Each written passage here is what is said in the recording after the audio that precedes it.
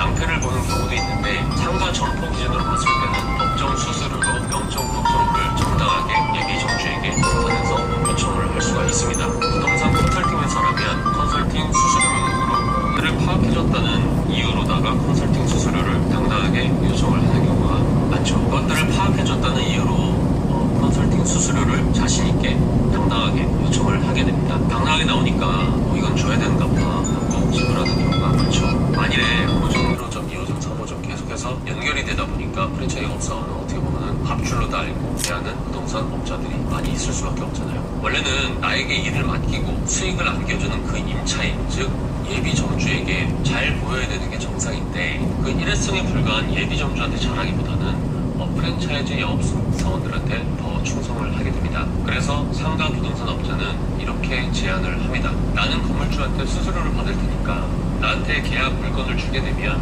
예비 점주한테 받는 수수료 그 중에서 얼마를 당신에게 뒤로 슬쩍 주겠다. 대신 내가 너한테 많이 줄 수 있게 너도 수수료를 좀 많이 받게 해다오. 한마디로 예비 점주한테 수수료를 많이 받을 수 있게끔 영업사원이 해달라는 얘기입니다. 아니면 반대로 프랜차이즈 영업사원이 이렇게 부동산 업자에게 제안을 할 수도 있겠죠. 내가 예비 점주를 가지고 있고 너에게 계약권을 맡길 테니까 딴 데 안 맡기고 너한테 맡길 테니까 내 손님 복비는 나에게 주고 건물주한테 나오는 복비는 네가 먹어라. 앞으로 우리 가맹점이들 그 예비 점주 그분들의 월세나 수수료를 줄여주려고 업자랑 건물주하고 같이 싸워도 모자를 파네.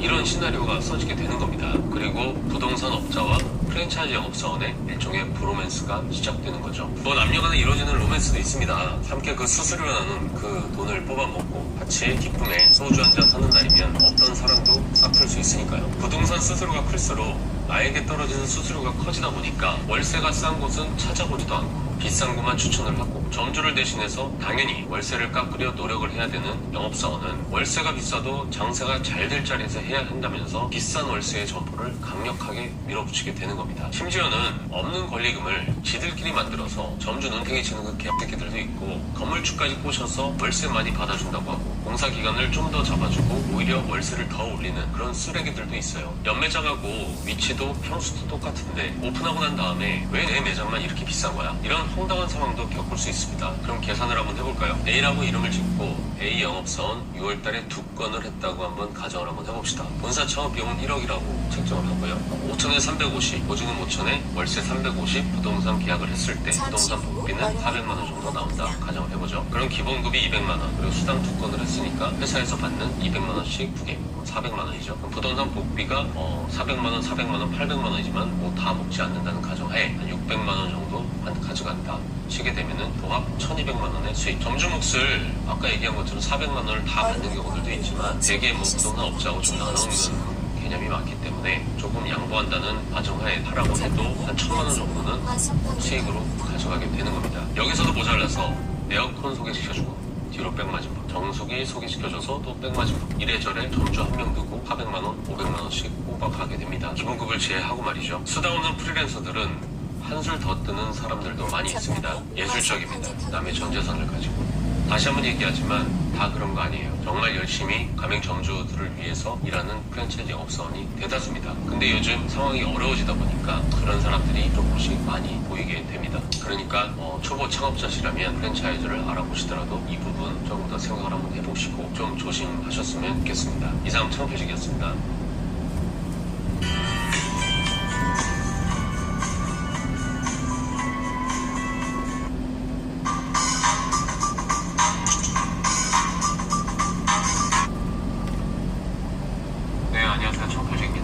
오늘 말씀드릴 주제는 좀 많이 시끄럽습니다. 자영업자분들한테 피해를 많이 입는 사례들이 좀 많이 나오면서 좀 시끄러운데 창업 컨설팅의 하루, 전직 창업 컨설턴트의 고백이라는 주제로 제 이야기를 좀 드리도록 하겠습니다. 2007년 정도였나요? 서울 송파구에 있는 창업 컨설턴트가 50여 명 정도 근무를 하는 제법 큰 회사에 제가 입사를 하게 됩니다. 당시 입사를 했던 이유는 간단했습니다. 돈을 벌고 싶었으니까.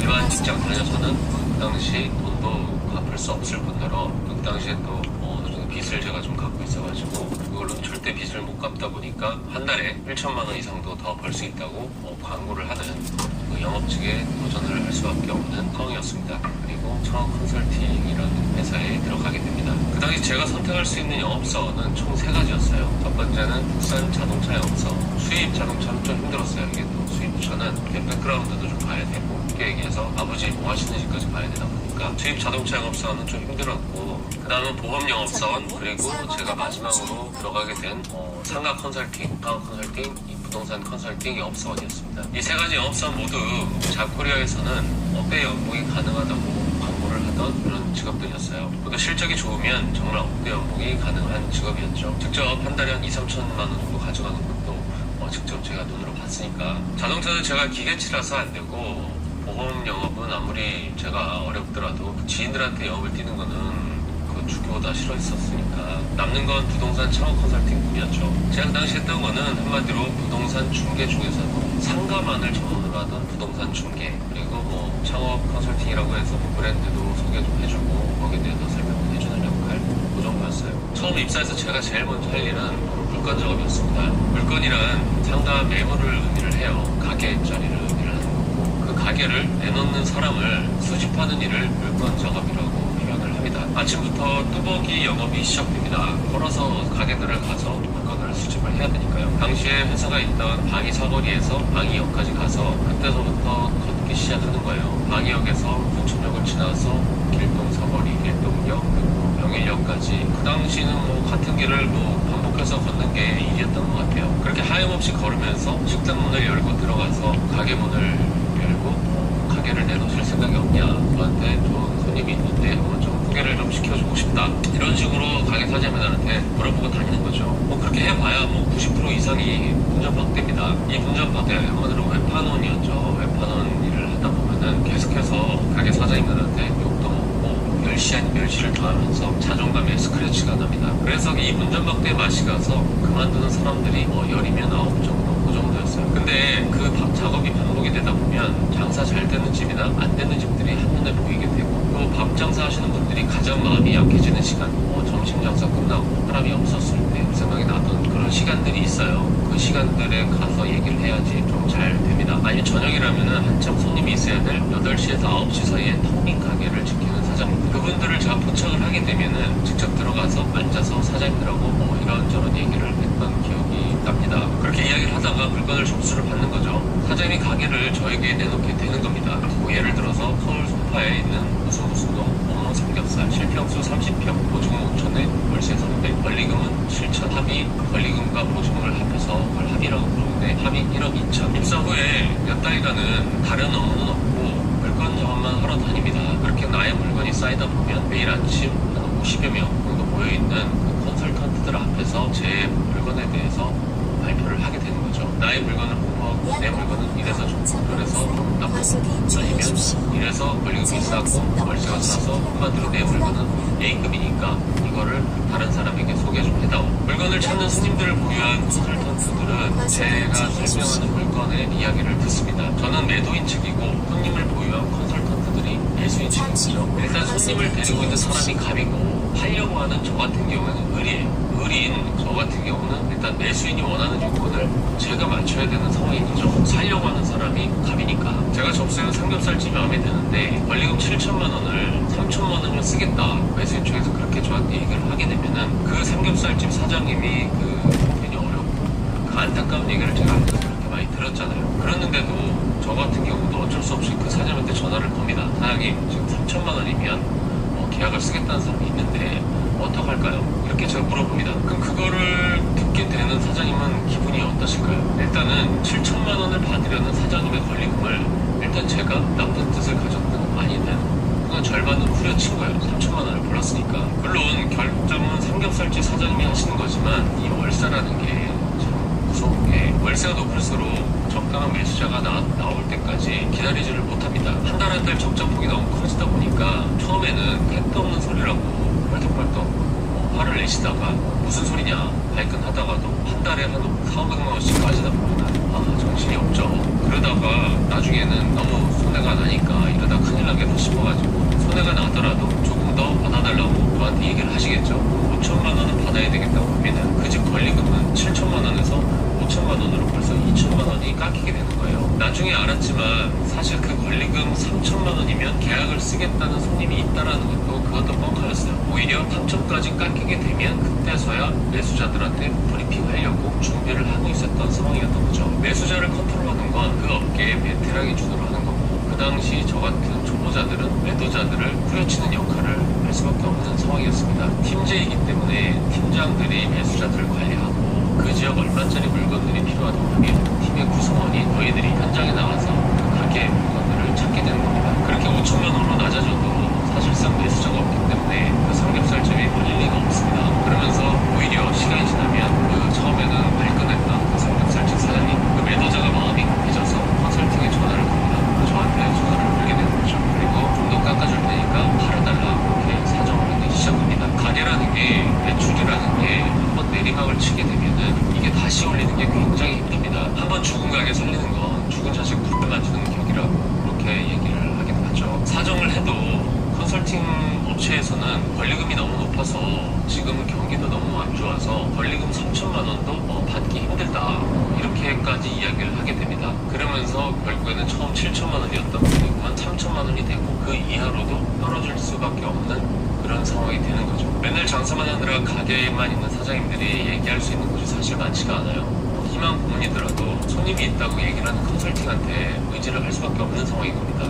시간이 지나면서 그 삼겹살집 사장님한테는 악몽이지만 컨설팅 업체에게는 질 좋은 먹잇감이 되는 거죠. 최대한 가게의 권리금을 누를 대로 누른 그 삼겹살집은 가게를 찾는 매수자들에게 브리핑이 되기 시작합니다. 그런데 실제 매수를 하려는 그 매수자는 컨설팅에게 그 삼겹살집을 권리금 3천만 원이라는 금액으로 브리핑을 받질 않아요. 3천만 원이 아니라 5천만 원짜리 가게라고 소개를 받습니다. 그러면서 시세는 7천만 원 이상인데 5천만 원의 금매로 나왔다고 그런 식으로 급하게 비급하니까 빨리 사야 되는 A급 물건을 이렇게 홍보를 하게 되는 거죠. 그러면 매수자 입장에서도 당연히 좀 더 깎아달라고 얘기를 하게 되죠. 그리고 얼마면 계약을 쓰겠냐고 컨설팅에서 오히려 제안을 하게 됩니다. 사장님, 또 얼마면 계약을 쓰시겠어요? 5천만 원에서 깎아달라고 하셨는데 얼마까지 제가 깎으면 계약을 쓰겠습니까? 왜냐면 저도 실수를 하면 안 되기 때문에 그 삼겹살집 사장님이 어려우신데 제가 너무 가격 가지고 이렇게 왔다 갔다 하면 장난치는 것밖에 안 되고 실수할 수가 없으니까 얼마까지 딱 쓰시겠다고 하면은 저희가 깎아서 오겠습니다, 이런 식으로 이야기를 하는 거죠. 그러면 매수자는 그때 곰곰이 생각해 보다가 5천만 원에서 1천만 원 정도 깎인 4천만 원 정도가 되면은 내가 계약을 쓰겠다, 이렇게 이야기를 해주게 됩니다. 컨설팅 입장에서는 이미 약속받은 금액이 3천만 원 이하까지 얘기를 했는데 지금 매수자는 4천만 원에 계약을 쓰겠다고 하니 이건 컨설팅 입장에서는 굉장히 별 상황인 거죠. 매도자한테는 팔아줘서 고마운 사람이 되는 거고 매수자한테는 깎아주는 고마운 사람이 되게 되는 겁니다. 그러면서 컨설팅도 이제는 고민을 하게 됩니다. 어떻게 마무리를 짓는 게 아름다울까? 어떻게 마무리를 짓는 게 나한테 최대의 이익이 될 것인가? 여러 경우가 있긴 하지만 우선 매도자인 삼겹살집 사장한테 가서 제가 3천만 원 받아주면 저한테 수수료 얼마 주실 거예요? 이렇게 먼저 묻습니다. 그러면 삼겹살집 사장님은 3천만 원 이하로 넘기는 것도 억울해 죽겠는데 컨설팅 수수료를 줘야 되니까 굉장히 답답한 거죠. 부동산 포기는 엄연히 보증금 3천에 월세 300이라고 한다면은 거기에서 0.5%에서 0.9% 사이니까 200만 원에 300만 원 주면 끝나는 건데 이걸 팔아주냐 안 팔아주느냐가 걸려있다 보니까 아무래도 삼겹살집 사장님은 을이 되고 컨설팅 입장에서는 갑이 되는 겁니다. 그리고 거절할 수 없는 제안을 컨설팅에서 하게 됩니다. 제가 2,500만 원을 사장님 손에 쥐어드릴 테니까 나머지 수수료는 제가 알아서 그 이상 받아서 해먹을게요. 이걸 바로 매도인한테 인정을 받은 금액이라고 해서 인정 금액이라고 표현을 하는데요. 그러면 매도인이 인정한 금액 그 이상은 내 거.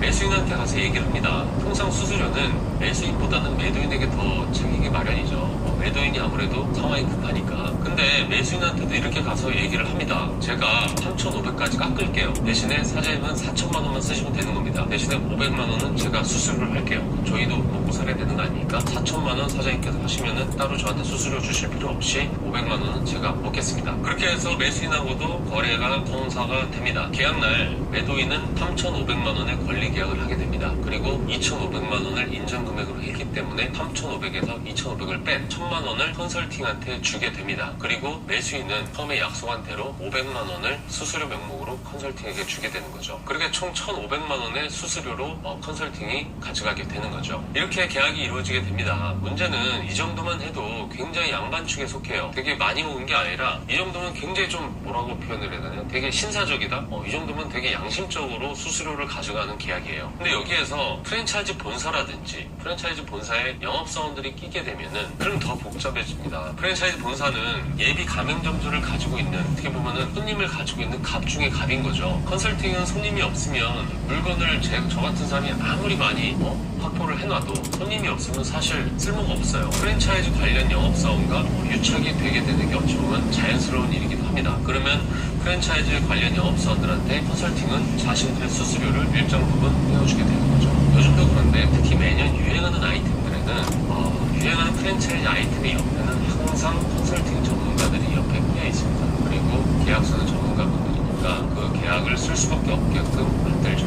그 프랜차이즈로 성공하려고 가맹을 한 사장들을 뜯어먹어야 할 사람들이 굉장히 많은 거고, 식당 사장 한 명의 그 조그만 가게 하나 파는데 떼어먹어야 할 사람이 엄청 많이 생기게 된 거죠. 실제로 권리금을 자기들끼리 올리고 그렇게 계약을 시키고 또 그 수천만 원 권리금을 자기들끼리 헛바이에서 먹는 경우도 굉장히 많이 많고요. 또 건물주나 컨설팅 업체가 작업해서 임대료 작업으로 수천만 원 수수료를 가져가는 경우도 많습니다. 우리는 실제로 이렇게 운영하는 사장들에게 과도하게 뜯어가는 상황을 사실 뭉탱이친다고 표현을 합니다. 기존 임차인을 내쫓고 컨설팅의 작업으로 갑자기 임대료가 급등해서 망해가는 자영업자분들 굉장히 요즘 많고요. 처음엔 컨설팅과 소통 속에서 작업을 해가지고 월세 올렸던 건물주들도 시간이 지나서 지금 공실로 남다 보니까 또 손해를 보는 경우도 생깁니다. 건물주들도. 창업 컨설팅이라고 사이트를 열고 창업 전반을 도와준다고 적게는 500만 원, 많게는 1,000만 원 이상씩 받고 그렇게 수수료를 받고요. 그리고 그 점포를 소개해주면서 양쪽으로 수수료를 받고 또 백화점이나 쇼핑몰 같은 특수 매장들을 또 확보를 해서 또 수수료 받고, 인테리어 업체를 소개하면 인테리어 업체한테 또 백마진 받고, 심지어는 정수기, 에어컨 아무것도 모르는 초보 창업자들한테 소개하고 수수료를 업체한테도 챙기게 되는 거죠. 그 뒤에 소개를 시켜주고 나서 저희는 이런 작업을 알뜰하게 작업해서 눈탱이를 잘 치는 사람을 진정한 선수로 불렀습니다. 그리고 이 선수들하고 함께 계약을 진행하면 돈을 벌 수 있을 거라는 기대감도 가졌었죠. 그 당시에 그 창업 컨설팅 일을 하는 대부분이 사실 어려우니까 그렇게라도 같이 엮여서 한 건이라도 같이 쓰면은 참 좋겠다는 생각을 했었습니다. 그야말로 그 당시 모보수 영업체 기업이기 때문에 내가 먹는 거, 입는 거, 다니는 거, 만나는 거 다 내 돈으로 해야 되는 거니까 정말 어려웠어요. 실제 창업 컨설팅의 대다수는 거액의 수수료를 바라고 뛰질 않습니다. 그렇게 것도 부담스러워서 법정 수수료만 받던가 이 정도면 대단한 정도. 시간이 지나도 손님들한테 욕 안 먹을 정도, 그 정도로만 받으면서 진행을 하는 컨설팅들이 대부분이에요. 눈탱이 칠 기회가 있어도 창업자들 눈탱이 치를 해도 못 치는 분들이 대부분입니다. 그렇게 악한 집단은 아니에요. 체질에 맞는 사람들이나 그렇게 손님들 눈탱이 치고도 발 뻗고 잘 자는 거지, 대부분은 그러질 못합니다. 그렇다고 돈 안 받고 일할 수는 없는 거 아니에요. 제가 아는 사람들은 고정적으로 들어오는 수입이 없다 보니까 직접 장사를 하면서 창업 컨설팅을 하시는 분들도 꽤 많이 있었어요. 장사에다 망해가지고 다시 컨설팅으로 돌아오는 사람들도 많았고. 근데 지금 생각해보면 참 재밌는 게, 장사도 해본 적도 없고 창업에 대해 실상도 모르면서 자기도 장사 시작했다 망했으면서 창업 전문가라고 자신들을 지칭하고 창업자들을 케어했다는 게 참 지금 생각하면 좀 웃기긴 합니다. 어쨌든 만일 이렇게 창업 컨설팅이 일하는 것들을 모르는 사람들이 봤을 때는 1,000만 원 수수료 받는다면은 와, 많이 버는구나 뭐 이렇게 생각하실지 모르겠지만 다 가족들 있고 가족들 생활비 다 쓰고 그렇게 하면서 한두 달 정도 또 다른 계약 없이 헤딩하고 지나가 버리면은 사실 1,000만 원 금방 없어져요. 그렇게 경험을 쌓고 노련해지면서 실제 전문가가 되고 창업을 하려는 사람들에게 진심 도움이 되는 사람이 되어가는 겁니다. 저 또한 그 일을 했던 2년 동안 특히 상권과 입지, 그런 상가에 대해서 정말 많은 것을 배울 수 있었습니다. 사람들이 어떻게 창업을 하고 어떻게 흥하고 어떻게 망했는지를 바로 옆에서 봤으니까, 그런 것들을 너무 자세히 봤으니까 그 장사를 하는 사람 한 명 한 명을 이해할 수 있는 그런 시간들이었죠. 전직 창업 컨설턴트로서 예전에도 항상 있었던 이런 컨설팅의 만행에 있어서 도의적으로 자유로울 수는 없겠지만 모든 사회적인 현상에는 양면을 보고 냉정하게 잘 판단을 하셨으면 좋겠습니다. 저는 그 일을 하면서 돈을 벌기는커녕 약간의 빚을 떠안고 나왔습니다. 컨설팅을 착하게 해서가 아니라, 제가 착하게 살아서가 아니라 사실 고정적인 수입이 없다 보니까 약간의 벌지 조금 하고 계약 못 쓰고 달 동안 좀 때리면서 들어오는 거 없이 나가는 거 하다 보면 빚이 자연스럽게 생겨납니다. 그러면 마지막으로 창업 컨설팅의 수익 구조를 한번 알아볼까요? 일단 컨설팅에서 창업 의뢰를 받으면 그 의뢰받은 금액을 n분의 1 합니다. 1,000만 원이 들어오면 반은 회사로 간다든지 아니면 20% 회사로 가고 나머지 가지고 나눠 먹는다든지 이런 식으로 n분의 1 구조예요. 그 다음 점포를 개발해서 계약을 썼다고 한다면은 거기에서도 외도 매수로 나눠서 n분의 1을 해서 가져가게 됩니다. 사실 이 떼어주는 구조가 불합리하다고 해서 또 어느 정도 능력 있는 컨설턴트들은 자기네들끼리 또 힘을 합쳐서 나옵니다. 독립을 하고 또 거기서 불합리하다고 생각하면 또 누가 나와서 또 차리고, 사실 그렇게 작업물이 필요하지 않은 사업이기 때문에 그래서 이 창업 컨설팅이 우리나라에 그렇게 많은지도 모르겠습니다. 아무튼 제가 하는 건 여기까지입니다. 모쪼록 은퇴이 안 맞도록 조심하셨으면 좋겠습니다. 이상 창업필직이었습니다.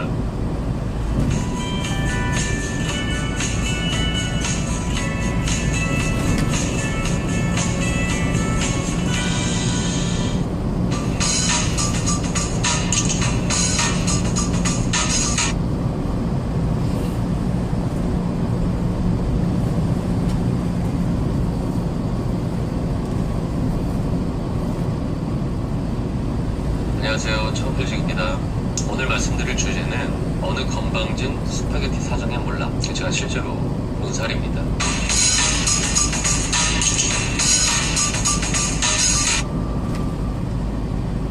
요즘 따라 각 지방별로 수도권도 마찬가지고 혁신도시라는 이름으로다가 새로 생긴 도시들이 되게 많아지고 있어요. 서울에서도 미래신도시 같은 데도 있고, 경기도에서는 하남 미사에 신도시를 또 있고, 그럼 대단히 아파트 단지가 생기고 있고, 또 지방 같은 데가 바로 혁신도시라는 이름으로 신도시들이 계속 생기고 있어요. 그런 신도시들의 특징 같은 경우는 일단은 젊은 신혼부부들이 많고, 신혼부부들이 많은 만큼 일단 외식도 많아요. 그리고 소소한 소비들도 많이 합니다. 그리고 신혼부부들이 키우는 애들 같은 경우도 큰 애들이 아니라 작은 애들이니까 아무래도 애들하고 함께 할 수 있는 먹거리가 잘 되는 편입니다. 일단 신도시가 생기는 과정에서는 건설 일 하시는 노ባት 아저씨들이 많다 보니까 설렁탕이나 순댓국, 칼국수 이런 구수한 음식들이 장사가 좀 되다가 공사가 끝나고 어느 정도 입주를 좀 하게 되면은 애들이랑 함께 먹을 수 있는 부담 없는 음식들, 캐주얼 한식 같은 경우 복숭아무라든지 미소회 같은 것들도 있고요. 아니면은 저가 스파게티라든지 김밥집,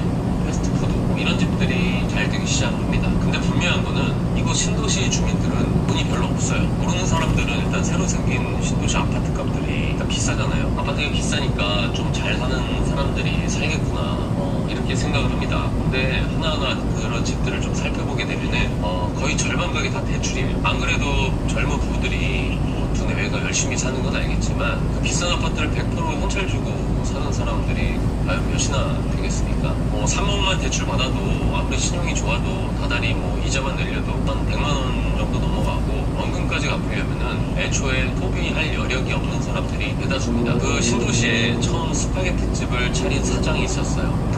처음 생긴 도시다 보니까 일단 빈 상가들이 굉장히 많았고 유동도 많지 않았죠. 처음이니까. 그래서 상권이 좀 안 좋아 보이는 게 사실이지만 일단 먹을 때 별로 없었죠. 사람들이 유동이 없고 그런데 일단 먹을 데도 없는 거예요. 사람도 없지만 먹을 데도 없다. 아직 상권이 형성되지 않은 시기에 처음 그 스파게티 사장이 오픈했을 때 그때가 굉장히 창업하기 좋았던 적기였어요. 왜냐면 거기서 일하는 사람들도 건설 일 하시는 분들 계시지만 막 입주를 막 하긴 하는데 먹을 데가 없다 보니까 고기밖에 먹을 데가 없던 거예요. 그때 처음 이 사장도 장사를 처음 할 때였거든요. 처음 시작하는 게 이 스파게티였고 장사 처음 하는 입장에서 나름대로 처음이니까 겸손하게 맛있게 직접 만든 스파게티를 적당한 가격에 판매를 하다 보니까 안 그래도 먹을 것도 별로 없는데 엄마들하고 아이들이 같이 먹기에도 부담이 없다 보니까 그 스파게티가 굉장히 잘 되게 돼요. 스파게티를 자기가 잘 만들고 자기가 장사를 잘해서 되는 게 아니라 그냥 잘 되는 거예요. 근데 먹을 데가 없으니까 그 애기들 데리고 엄마 입장에서도 단가도 나쁘지 않고 스파게티에 돈가스에 피자에 다 애들 좋아하는 메뉴들이잖아요. 그리고 결정적으로 아까 얘기한 것처럼 스탠 자체가 없다 보니까 그냥 그거에 몰리면서 그건 장사가 잘 됐던 거죠. 그러면서 이 사장님이 처음엔 안 그러다가 한 1년 반 정도 되다 보니까 이제 점점 건방져지기 시작합니다. 장사를 처음 하면서 직장 생활 하다가 하루 100만 원씩 200만 원씩 현찰이 도니까 일단 뿌듯하죠. 신도시기 때문에 권리금이 있는 자리도 없고 다 무권리 자리다 보니까 권리금이 없는 자리에서도 성공할 수 있다는 강한 믿음을 가지게 돼요. 이 사장이. 또 1년 6개월 정도 계속 다달이 1,000만 원 이상 수수료 얻다 보니까 기본적으로 외제차를 하나 뽑으셨고 BMW. 사장이 혼자서 홀도 보고 부감도 보고 했다가 이제는 좀 넉넉해지니까 직원들도 이제 좀 쓰고 그러면서 자기도 쉬는 시간도 생기고 자신의 소비도 이제 좀 늘어나기 시작합니다. 또 사장이다 보니까 일단 또 콩을 얼마나 잡든지 한 달 순수익 맨날 계산해보니까 1000에서 1500 정도는 계속 가져간다고 하더라고요. 그러면서 문득 이런 생각을 하게 됩니다.